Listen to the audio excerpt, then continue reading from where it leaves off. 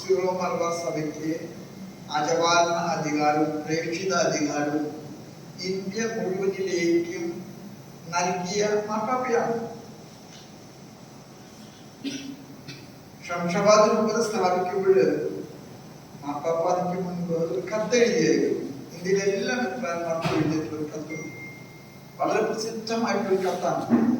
ആ കത്തിലെ മാർപ്പാപ്പ എടുത്തു പറയുന്ന ഒരു കാര്യമുണ്ട്. ഇന്ത്യയിലെ എല്ലാ റീത്തുകളും കത്തോലിക്ക സഭയിലെ തുല്യതയുള്ള റീത്തുകളാണ്. അവരെല്ലാവരും ഒന്നിച്ച് ഇന്ത്യയുടെ വളർച്ചയ്ക്കും മാനസാന്തരത്തിനും വേണ്ടി പ്രവർത്തിക്കാൻ കടപ്പെട്ടവരാണ്. അങ്ങനെയാണ് സീറോ മലബാർ സഭയ്ക്ക് ഇന്ത്യ മുഴുവനിലേക്കും വ്യാപിക്കാൻ അവകാശം നൽകിയത്. അതിൻ്റെ അടയാളമാണ് ഷംഷാബാദ്, ഹൈദരാബാദ് ആസ്ഥാനമാക്കിയിട്ടുള്ള ഷംഷാബാദ് രൂപത നമുക്ക് ലഭിക്കുന്നത്. മാർപ്പാപ്പ പലപ്പോഴും പാവങ്ങളോട് പക്ഷം ചേരുന്ന ഒരാളാണെന്ന് ഞാൻ ഇവിടെ പറഞ്ഞല്ലോ. ഈ പക്ഷം ചേരില് പ്രകടനങ്ങൾ കൊണ്ടോ വാക്കുകൾ കൊണ്ടോ മാത്രമല്ല, മാർപ്പാപ്പ എപ്പോഴും അത് പ്രകടിപ്പിച്ചിട്ടുണ്ട്. കാല് കഴുകാനായിട്ട് ജയിലിലേക്ക് മാർപ്പാപ്പ ചെന്നപ്പോ അതും റോമിലെ ഏറ്റവും കുപ്രസിദ്ധമായിട്ടുള്ള തടവുള്ളികളെ താമസിപ്പിക്കുന്ന ജയിലിലേക്കാണ് മാർപ്പാപ്പ പോയത്.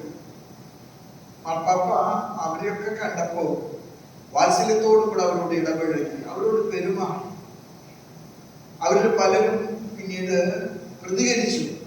ഞങ്ങളുടെ ജീവിതത്തിൽ ആദ്യമായിട്ടാണ് ഒരു മാർപ്പാപ്പ ഇതുപോലെ ഞങ്ങളോട് പെരുമാറുന്നത് കാണുന്നത്.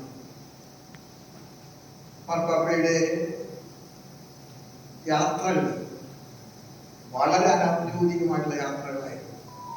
മാർപ്പാപ്പ ഇന്ത്യയിലേക്ക് വരാനും ആഗ്രഹമൊക്കെ ഉണ്ടായിരുന്നു. പക്ഷേ മാർപ്പാപ്പയെ സംബന്ധിച്ച് ആരോഗ്യ സംബന്ധമായിട്ടുള്ള കാരണങ്ങൾ കൊണ്ട് ഇന്ത്യയിലേക്ക് വരാൻ മാർപ്പാപ്പയ്ക്ക് കഴിയുകയില്ല എന്ന് മാർപ്പാപ്പയ്ക്ക് അവസാനത്തെ നാളുകളിൽ അറിയാമായിരുന്നു.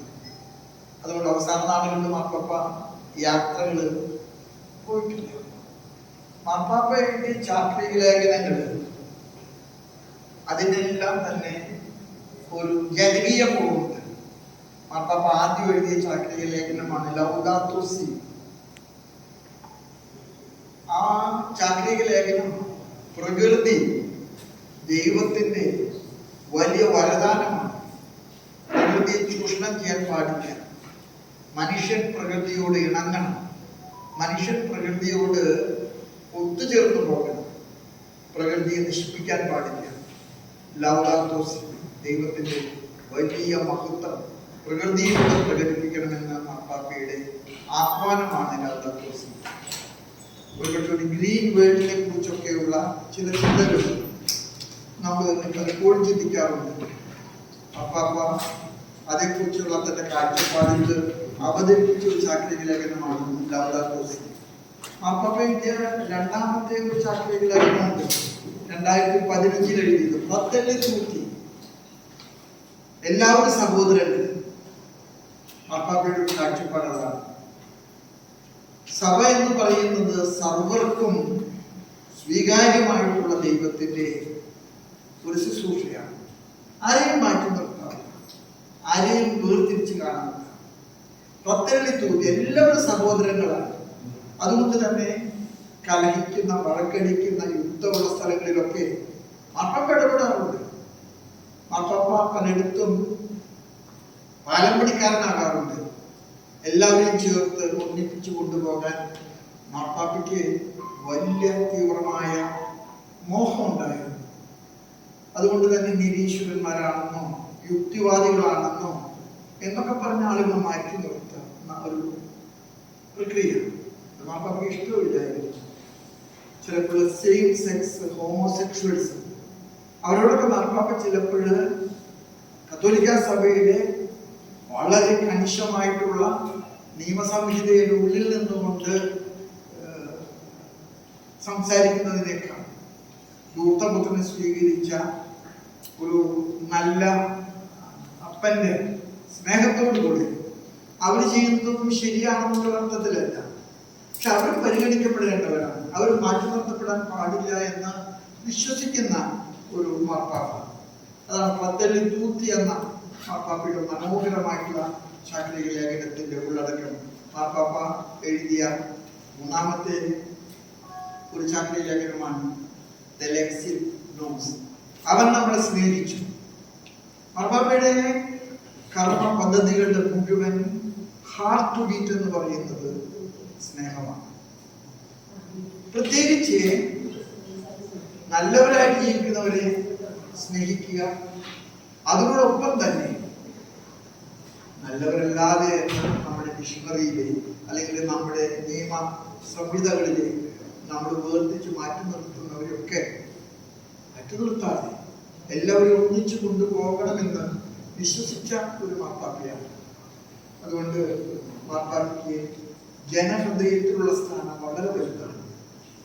ജനങ്ങളോട് ഇണങ്ങിയ മാർപ്പാപ്പ, ജനങ്ങളോട് എന്നും സംസാരിച്ച മാർപ്പാപ്പ, ജനങ്ങളുടെ പക്ഷം ചേർന്ന മാർപ്പാപ്പ, ജനങ്ങളുടെ ആവശ്യങ്ങൾക്ക് വേണ്ടി വാദിച്ച മാർപ്പാപ്പ.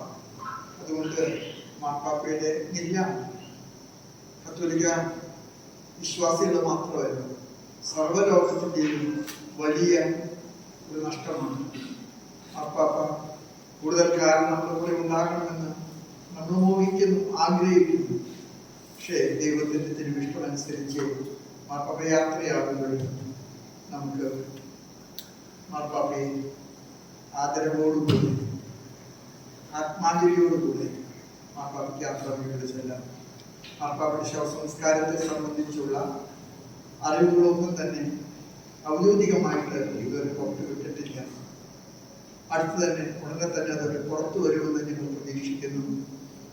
നിങ്ങളുടെ മാധ്യമങ്ങൾ മാർപ്പാപ്പ എന്നും സ്നേഹിച്ചിട്ടുള്ളവരാണ്, എന്നും മാർപ്പാപ്പ ഉയർത്തി കാണിച്ചിട്ടുള്ളവരാണ്.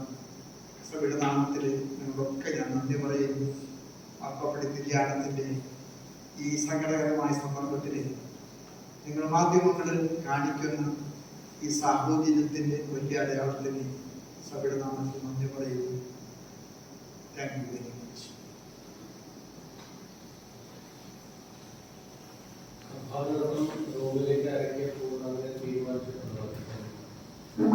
മാർപ്പാപ്പയുടെ കബറടക്ക ശുശ്രൂഷയെ സംബന്ധിച്ചിട്ടുള്ള ഒരു തീരുമാനങ്ങളും വന്നിട്ടില്ല. സാധാരണ മാർപ്പാപ്പ മരിച്ചു കഴിഞ്ഞാൽ സെക്രട്ടേറിയറ്റ് ഓഫ് സ്റ്റേറ്റ് അവരാണ് പിന്നീട് കാര്യങ്ങൾ നടത്തുക.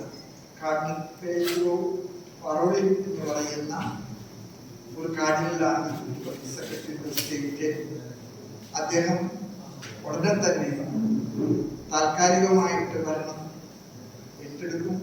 പിന്നീട് അതേ സമയത്ത് ബാക്കി ഡീറ്റെയിൽസ് പെട്ടെന്നൊന്നും മറ്റുള്ള കർദിനാൾമാരും മറ്റുള്ള ഔദ്യോഗിക ചുമതല വഹിക്കുന്ന തിരുസംഘങ്ങൾ ഇതുമായി ബന്ധപ്പെട്ടവരൊക്കെ ആയിട്ട് ആലോചിച്ച് നിർവഹിക്കും.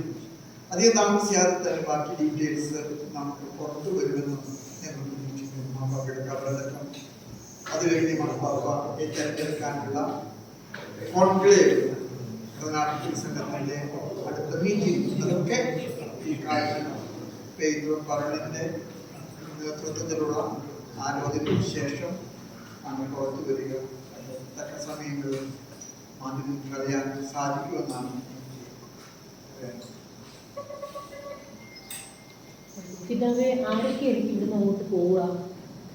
ഞങ്ങളൊന്നും ന്യൂസ് നമുക്ക് വന്നിട്ടേ ഉള്ളൂ. അപ്പൊ അതുകൊണ്ട് തന്നെ വിസ പ്രോസസ് ആവശ്യമുള്ളവരുണ്ട്, വിസയുണ്ട്, വിസ ഇല്ലാത്തവരുണ്ട്. അപ്പൊ അങ്ങനെയുള്ള നടപടിക്രമങ്ങൾ കഴിഞ്ഞാൽ തീർച്ചയായിട്ടും കാർഡിനൽസും സഭാതലവന്മാരും തീർച്ചയായിട്ടും പോകുമെന്നുള്ള കാര്യം ഉറപ്പാണ്.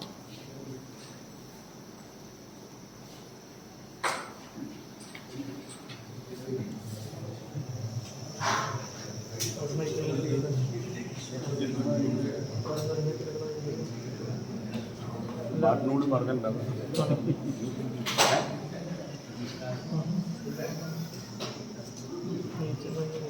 കഴിഞ്ഞ